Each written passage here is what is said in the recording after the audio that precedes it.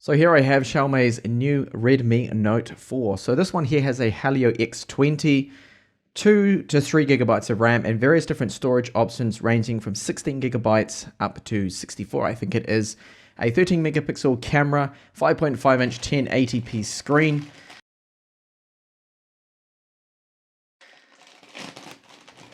and a 4100 milliamp hour battery. Now I was impressed with the Redmi Note 3 Pro. That wasn't a bad phone at all. That had the Snapdragon 650 in it. So they've included some screen protectors there for me, a protective TPU case, and this should be completely sealed. I asked them not to open it whatsoever, so I will not have Google Play installed on there. I'm going to have to install that myself, but that's not too much of a problem. I just didn't want anyone messing with the ROM, which some sellers do. And finally, they also included here a power adapter. And there's the box. So Note 4. And just a few specs there on the back. So Helio X20. Interesting to see if this is running their MIUI 7 or the MIUI 8. Just get these seal cut.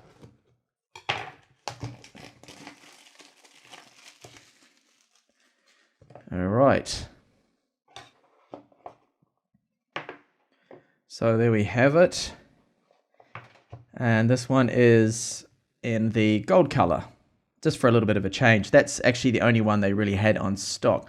So I'm just going to get this label removed here, put that aside, and you'll see the back of it. We have the fingerprint reader on the rear again, not like the Redmi Pro that I reviewed, which I happen to have right here.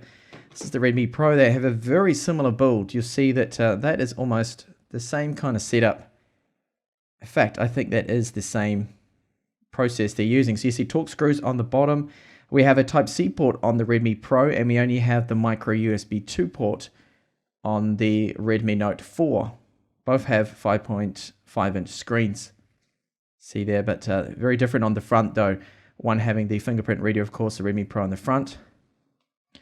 So build-wise, that looks alright. You can see here on the side, that's our SIM tray that has micro SD support, of course, and a nano SIM.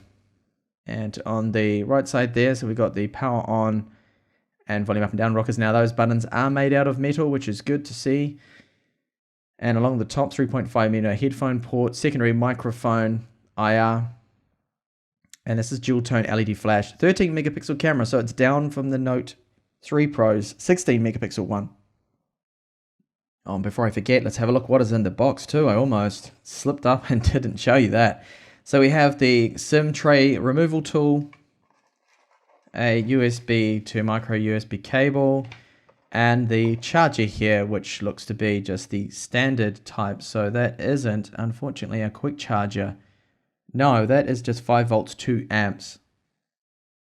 So get this powered on, sorry, and get the screen protector off if I can.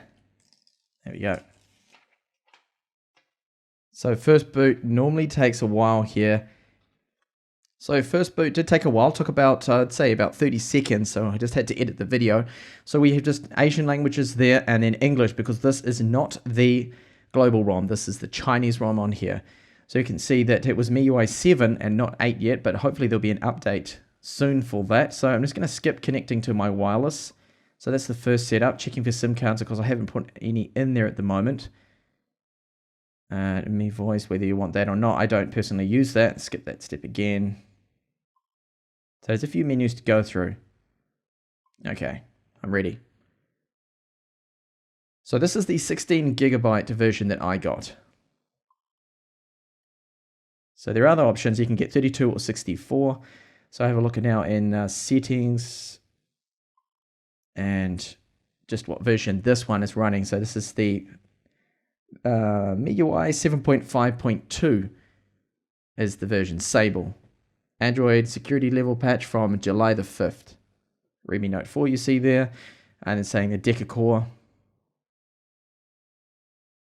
Okay, so we'll check later on and see if there are any system updates for that. Normally they do push out quite a few.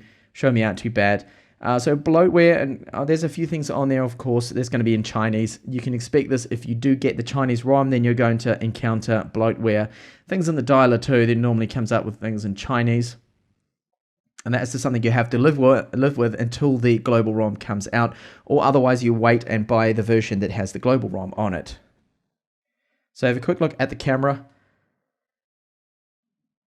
And I'm just wondering if it will actually support 4K video, because out of the box, the Redmi Note 3 Pro didn't. It had to use Open Camera or Google Camera to get that mode.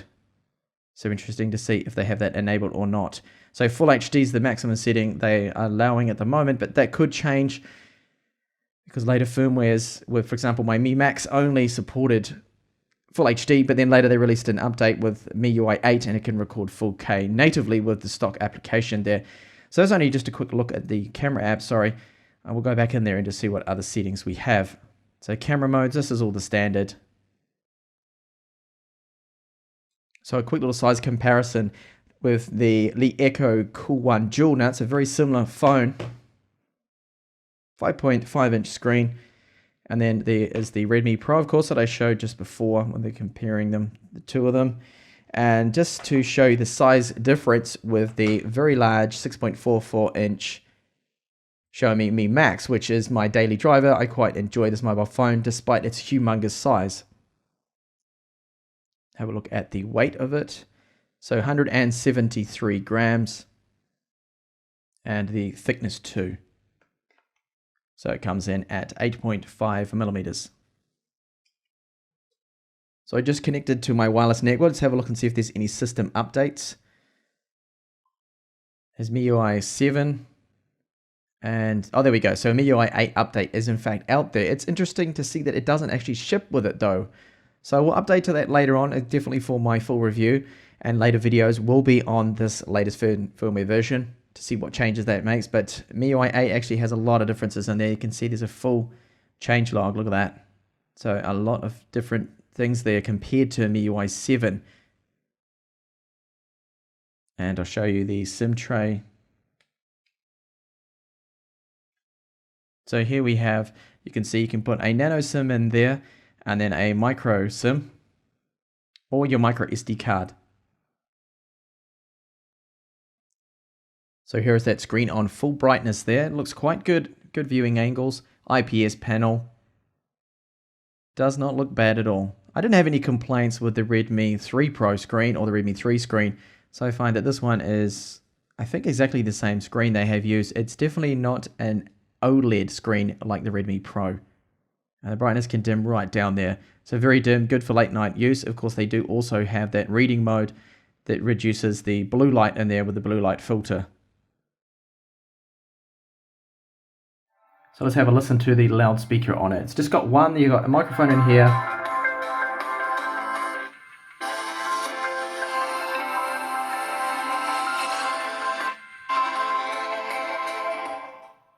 It doesn't sound too bad. It's definitely better than the Li Echo Cool One Dual. So let's have a look quickly at adding a fingerprint here. So it has the rear reader on there. And all you need to do is apply your finger for, I think it's 5 times. Sorry, 10. 10 times there. Just moving it slightly. All right, let's have a look and see how that is. So lock the screen and it unlocks. You don't need to wake it. That's working fine, which is good. Some devices require you to wake it first and then the fingerprint reader is live. This, no, it's always live and always working. So that seems to be working just fine. And here's a sample from the front-facing camera. So it does have a 5 megapixel front-facing shooter with an f2.0 aperture. Now it looks to be recording in 720p. I won't know until I put this on my computer, but the audio is also being recorded, of course, from the mobile. See how well it handles direct sunlight. So here is a sample from the rear camera on the Redmi Note 4. It can only record in Full HD with the MIUI 7.5 firmware that I currently have on the mobile.